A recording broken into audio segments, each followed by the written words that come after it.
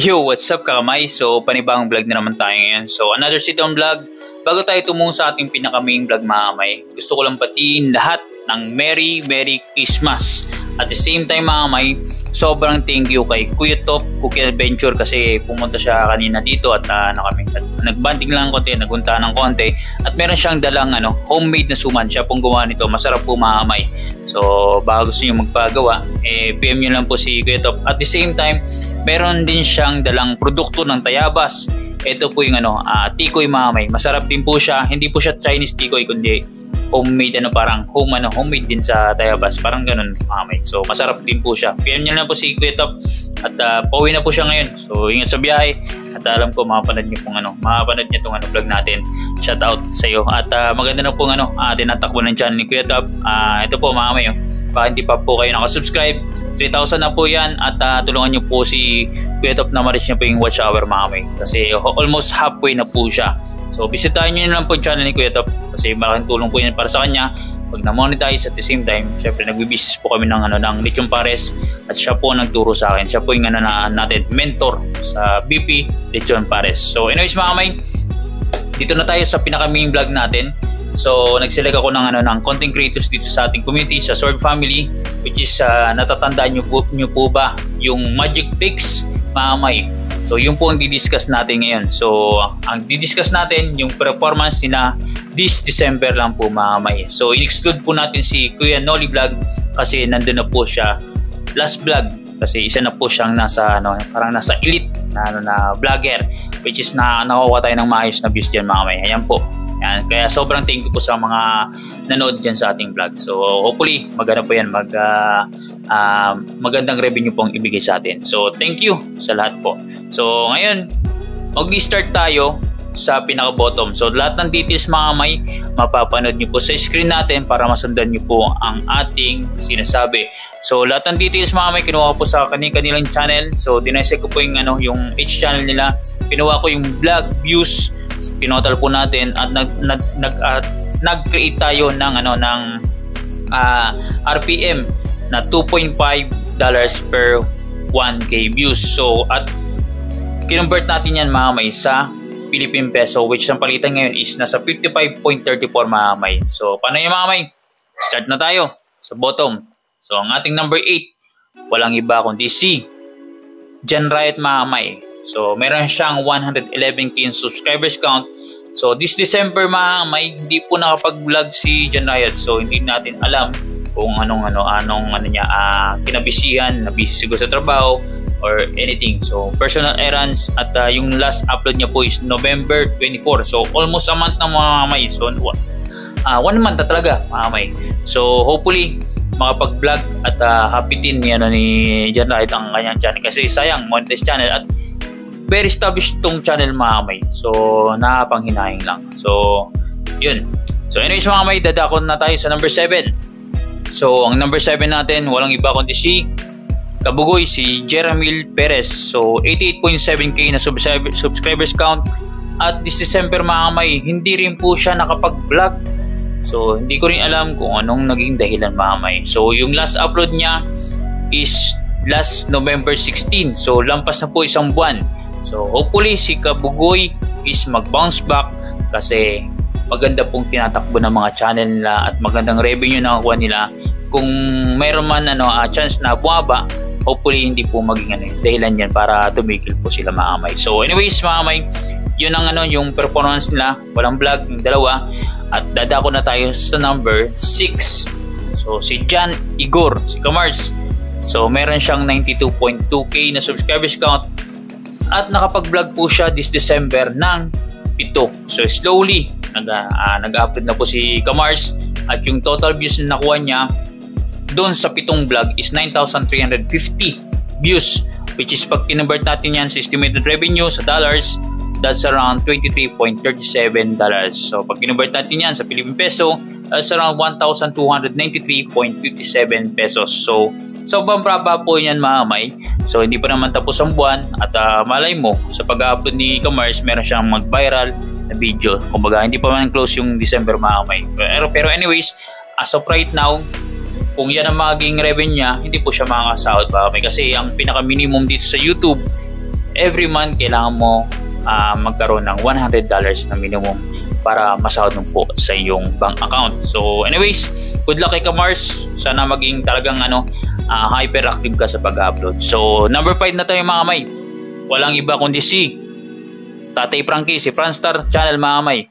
Meron siyang 132k na subscribers count at nakapag-vlog po siya this December ng 14. So puro siya mga kamay, puro sila Lilo mga kamay. So ang total views na nakuha ni Franstar is pumapalo po ng 76,700 views. So pag kinuha natin estimated revenue niya by the views, that's around $191.75. So pag kinonvert natin yan sa Philippine peso, that's around 10,611.45 pesos. So sobrang baba po niyan mga kamay kung i-compare nyo po sa previous year, previous months. Sobrang baba po niyan mga kamay. Pero not bad na rin mga kamay kaysa wala.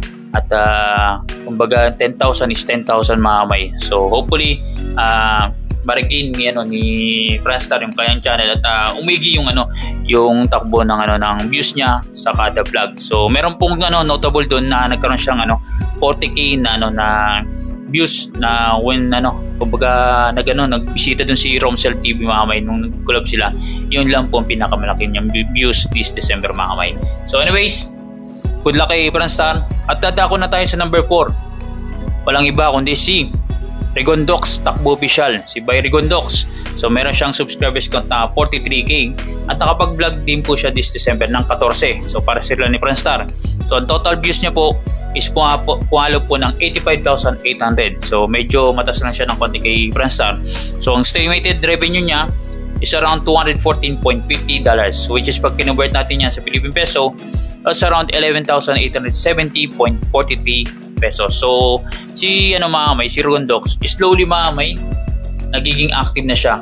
So kumbaga kung titingnan yung mga previous months mga kamay, talaga naglaylo siya. So hindi ko alam kung naapektuhan siya sa baba ng views at hindi siya makakuha ng maayos na revenue. So anyways mga kamay, hindi naman yan haglang para tumigil lang siyang content creators. First na monetize ka, meron ka masasapol na vlog dyan tulad nung nangyayari sa akin mga kamay. So ako mga kamay, naglaylo ako nung nag-vlog ako kagabi. So nakasapol din tayo ng maayos na revenue or views mga kamay. Kumbaga hindi man siya kalakihan, pero unusual po yun sa akin mga kamay. So hindi siya yung normal na nangyayari sa vlog sa natin sa channel mga kamay. So anyways, dadako na tayo sa number 3. Walang iba kundi si Jokes MTV mga kamay, si By Jokes. So meron siyang subscribers count na 72.6k. So nakapag-vlog po siya this December ng 19 mga kamay. So ang total views niya po sa mga vlogs niya is umabot po ng 148,900 views. So pag kinonvert natin yan sa estimated revenue, that's around 372.25 pesos. Pag kinonvert natin yan sa Philippine peso, that's around 20,600.32 pesos. So not bad mga kamay, pero like I said, mababa po yan sa channel kung i-compare nyo po sa previous na nakukuha ni By Jokes. So kumbaga ngayon is nasa kanyang kumbaga hometown mga kamay. Kumbaga siguro may plan siya na mag-experiment, nandun siya mag-focus sa pag-vlog, and hopefully may magana siya magbunga. At yun nga, solo plate ngayon si By Jokes mga kamay. So para ma-establish yung kanyang channel. So ngayon medyo slowly crawling back mga kamay, kasi kung nakikita kung kayo mga kamay nakikita niyo yung channel ni By Jokes, medyo nasa level naman na medyo okay as a small YouTuber. Pero kumbaga kung i-compare niyo sa mga previous na mga vlogs niya, is piyadong mas malaki po yun mga kamay, at malaking earnings ang nakukuha niya po dun. So walang notable na mataas na views kay By Jokes this December, and hopefully meron siyang mag-viral na vlog soon mga kamay sa plano na gagawin niya. So good luck kay By Jokes. At anyways mga kamay, dito na tayo. So papalapit na tayo sa number 1. So sa number 2 muna tayo mga kamay. Walang iba kundi si BP, si Kanuto TV. So meron siyang subscribers count na 111 para sila ni Jan Riot. So nakapag-vlog po si Kanuto ng 19 vlogs this December. So total views niya po is pumapalo po ng 162,200 views.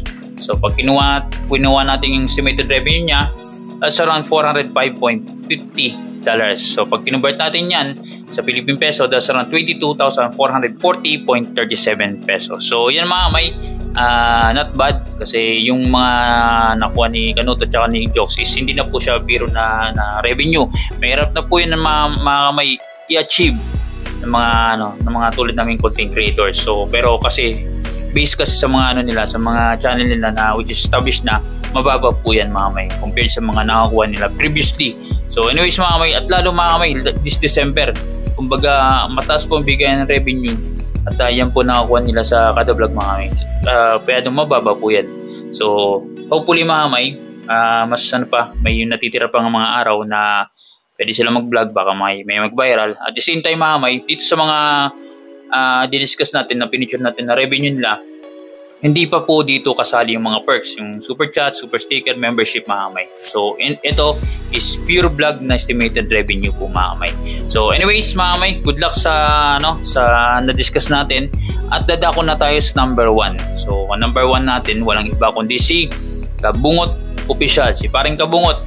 So meron siyang subscribers count na 106k, nakapag-vlog po siya this December ng 20 vlogs.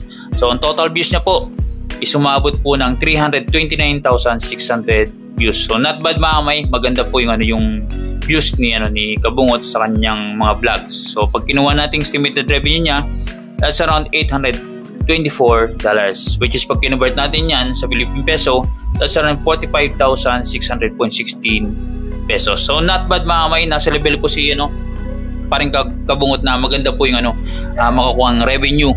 So kumbaga mababa lang yan ng konti siguro sa nakukuha niya previously. So based lang sa assessment ko mga kamay. Pero maganda na po yan. Sobrang kumbaga para sa akin malaki na po yan as a small YouTuber mga kamay. So yun. At least mapakita ko po sa inyo mga kamay kung sino nasa number 1, si Paring Kabungot. At yung nasa bottom mga kamay, hopefully maging active lalo na sa mga hindi nakapag-vlog.